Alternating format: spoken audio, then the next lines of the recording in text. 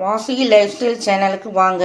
வெங்காய வடகம் பண்ண போகிறோம். வெங்காய வடகம் பண்ணுறதுக்கு எந்த அளவில் வெங்காயம், பருப்பு, உளுந்தம் பருப்பு எடுக்கணும் அப்படிங்கிறத பார்க்கலாம். இதுக்கு 16 கப்பு இந்த வெங்காயத்தை குமிச்சு அளந்திருக்கேன். இந்த 16 பங்குக்கு ஒரு பங்கு உளுந்து போடணும். இதுதான் வெங்காய வடகத்துக்கு உள்ள அளவு. பிறகு மற்றபடி சீரகம், கடுகு அதெல்லாம் போடும்போது பார்க்கலாம். வெங்காய வடகத்துக்கு 4 கிலோ வெங்காயம் உரிச்சதுல 3 கிலோ வெங்காயம் தான் கிடைச்சது. இதில் அளந்து பார்க்கறதுல 16 பங்கு இதில் குமிச்சு அளந்துருக்கு. முழுசா உரிச்ச மட்டும் முழுசா அளந்ததுல 16 பங்குக்கு ஒரு பங்கு உளுந்து எடுத்து 2 மணி நேரம் நனைய போட்டு மிக்சியில் போட்டு அரைச்சி வச்சிருக்கேன். தண்ணி ஊற்றாம அரைக்கணும். இது 4 டேபிள் ஸ்பூன் வத்தல் பொடி போட்டுக்கிடுவோம். காணலைன்னா பிறகு டேஸ்ட் பார்த்துக்கிட்டு உரப்பு எப்படி இருக்குன்னு பார்த்துக்கிட்டு போட்டுக்கலாம். 1 டீஸ்பூன் மஞ்சள் பொடி போட்டுக்கிடுவோம். 100 கிராம் சின்ன சீரகம் போட்டிருக்கு. 100 கிராம் கடுகு, 200 கிராம் பூண்டு உரித்து 1-2 இப்படி தட்டி வச்சுருக்கேன். அதை போட்டுக்கலாம்.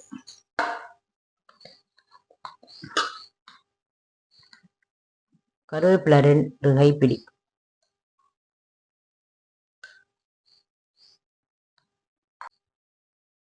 காயம் 2 டீஸ்பூன்,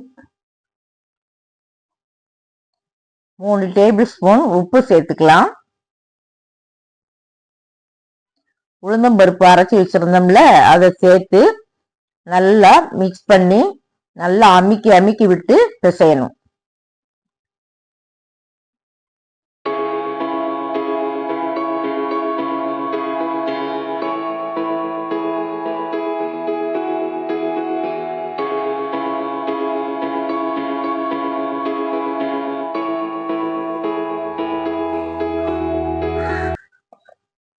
இந்த மாதிரி கையில் எடுத்துக்கிட்டு உருண்டை திரட்டக்கூடாது. உருண்டை திரட்டினா நல்லா காயாது. அதனால இந்த மாதிரி ஃப்ளாட்டாக வைக்கணும். அப்படியே எடுத்து அப்படியே வச்சிடணும். உருண்டை திரட்டக்கூடாது. எல்லாத்தையும் வச்சு முடிச்சுட்டு அதுக்கப்புறம் பார்க்கலாம்.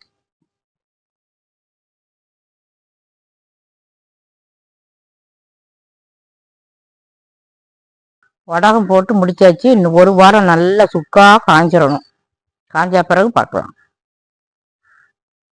வெங்காய வடகம் இந்த மாதிரி ஷீட்டில் வெங்காய வடகம் இப்படி போட்டிருந்தோம்ல, அது 2 நாள் காஞ்ச பிறகு அதை இப்போ இதிலேருந்து இப்படி எடுத்து இந்த இதில் இப்படி எடுத்து எல்லாத்தையும் காய வச்சிருக்கு. 2 நாள் இந்த மாதிரி காய்ச்சிருக்கு. இன்னும் 2 நாள் காஞ்சாதான் நல்லா சுக்கா காயும். நல்லா காஞ்சா பிறகு பார்த்துக்கலாம். இந்த ஷீட்டில் 2 நாள் காஞ்சிருக்கு. இந்த தட்டில் 2 நாள் காஞ்சிருக்கு. இன்னும் ஒரு 3 நாள் நல்லா காய வச்சா தான் நல்லா காயும். இந்த சீட்டில் இருந்து எடுத்து 5 தட்டில் வச்சிருக்கோம் காய வைக்கிறதுக்காக. இன்னும் ஒரு 3 நாள் கழிச்சு இந்த வடகம் எப்படி இருக்குன்னு பார்க்கலாம். வெங்காய வடகம் நல்லா காஞ்சிச்சு. இந்த மாதிரி காஞ்சிடணும்.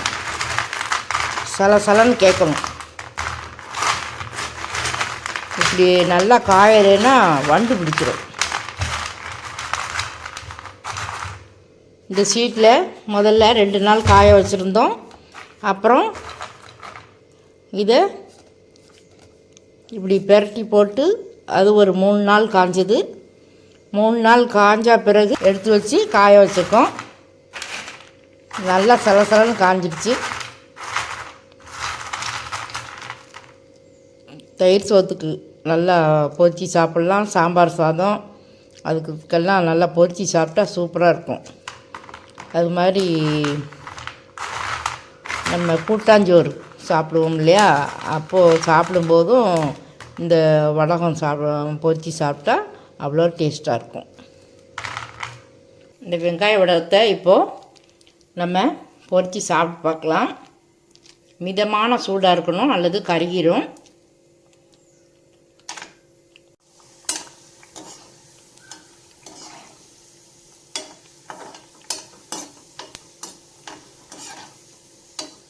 இந்த மாதிரி ரொம்ப கருகாமல் எடுத்துடணும்.